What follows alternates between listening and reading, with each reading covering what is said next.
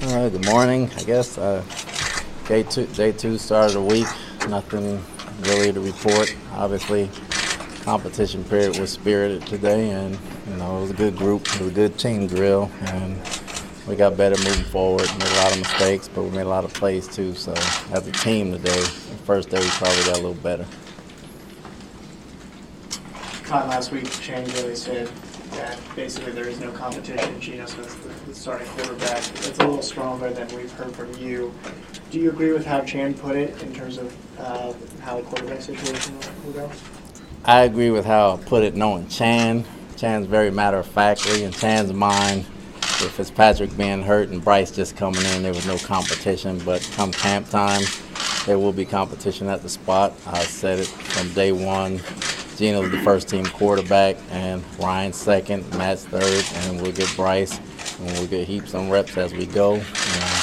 Just like every other position starting first team, if he's playing well, he's the starter. If he's not playing well and somebody's playing better, as is any other position, somebody else is going to play. But you don't start out camp having 2 or 3 guys on the first team. You keep the same guy at first team.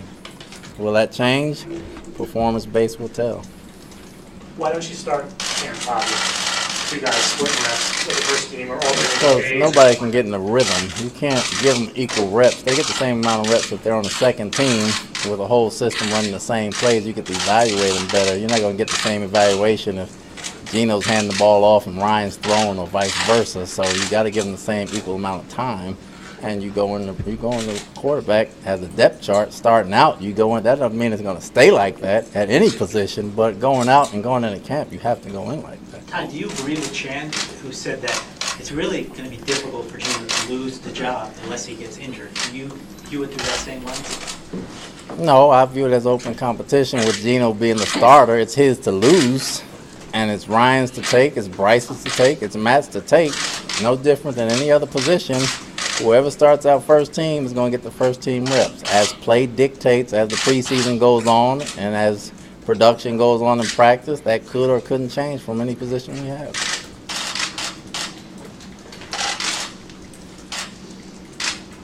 Is it, when you heard Chan's comments, I mean, do you have to go talk to him? Because it sounds like you guys sort of view it a little bit differently. I mean, no, we view it the same way. Me and Chan talk all the time, and I know how he is. You have to be around Chan to know him. He's very bottom line, matter of fact. He's a very positive guy, and we're always on the same page, and it's no different here. Saying he's a starter or he's the first team guy, we're saying the same things, and we both understand that there's competition when camp comes. But Ryan has to get healthy, Bryce has to get experience, Matt has to learn the system. So the first team reps go to the guy that was first team quarterback last year.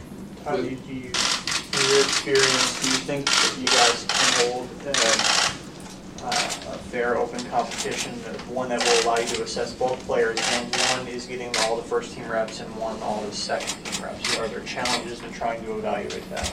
No, there are no challenges. It's no different than a 5-star high school athlete going to college. He's not going to come in and go first team, whether he's a running back, quarterback, or whoever. You're not going to come into a team and just be promoted first team. If you have accolades beyond belief, and we go out and we spend a ton of money on you, and you coming to be a starter, but you can get a fair assessment of how he's played. We understand Fitzpatrick's been in the league for years, and he's a good player, and he's a solid quarterback, and he probably knows the system. But we understand Geno has a lot of talent too, and he's a third-year player, so we're going to let it play out and see what happens. It looked like with Ryan, he was doing the team drills today. Was today the first day, or did you start that yesterday when we weren't here? Today was the first day. He did a little more than he has normally done, so really today's his first day. He threw some 7-on-7 before, but to be in team drills, today was the first time. And how, all things considered, how do you think he looked? Not bad. I mean, he's still getting healthier. He's got to get more velocity on the ball, and he will when he gets his strength back, but he understands where to go, and he's been around this game a long time. He's a very good pro. How is Geno progressing, Tom? He's coming along. We're throwing a lot of stuff at him defensively. He's seeing the whole blitz package in about a week and a half span, so it's going to take time for them to get the reads right, because we're not spying on each other's calls offensively or defensively. So the things they see and go back and teach, I think they're making good adjustments on both sides of the ball going back the next day. How helpful is it for him to practice against this level of cornerback as opposed to maybe in the past when he was facing more inexperience in practice? And I think it's very helpful because against those guys, any balls you float out there and it's not a perfect pass, they're going to take it from you. So it creates good competition. It creates concentration. It helps all quarterbacks focus, and they know they're going to be battling some of the guys that they're battling today that's going to be battling in the league. So basically they're playing game day every day. Todd, when you split the guys up onto the two fields, obviously the first team is on the one field. How do you decide who kind of stays and rotates in and who goes to the other field?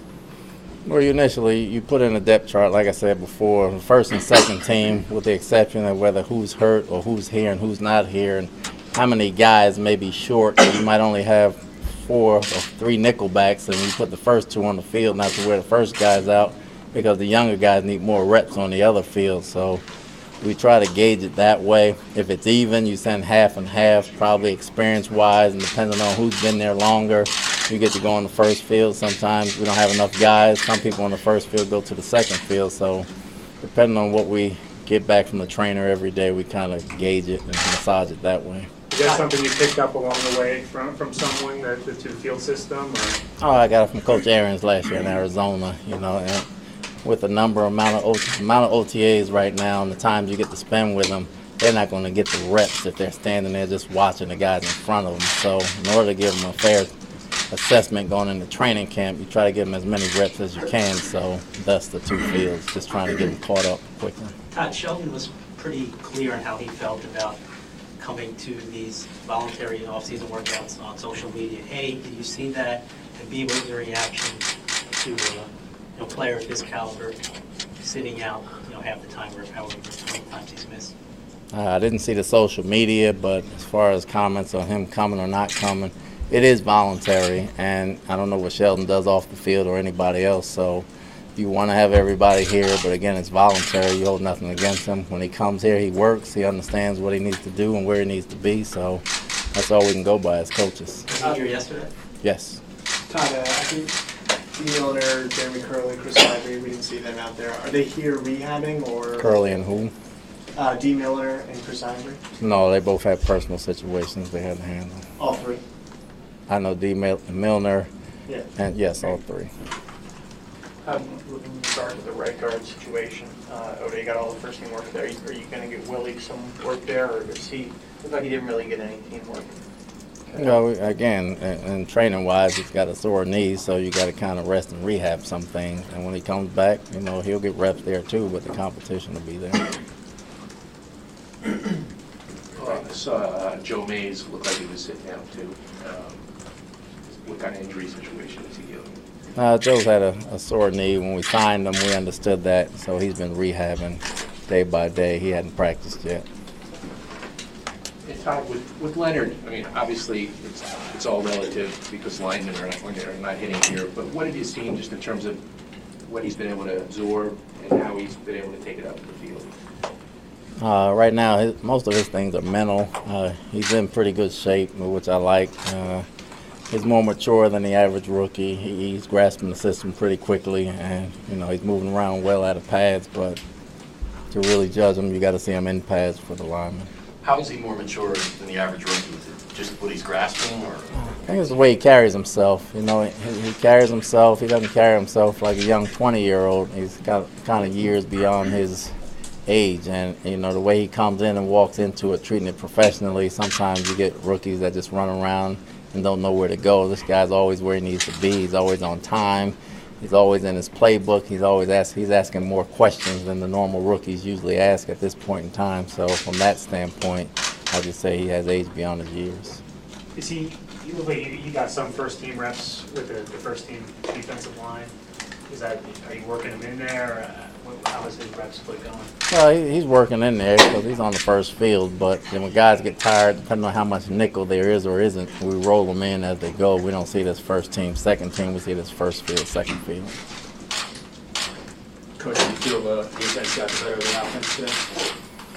Thought it was good competition. The defense didn't let them in, which was big. In 2 minutes, when the clock's running down, I think the offense is more under the gun than the defense because they had the clock working against them. I thought today was the first time we had real, true competition. Defense has been winning quite a few days, and the offense came back and they hit back today and they made some plays.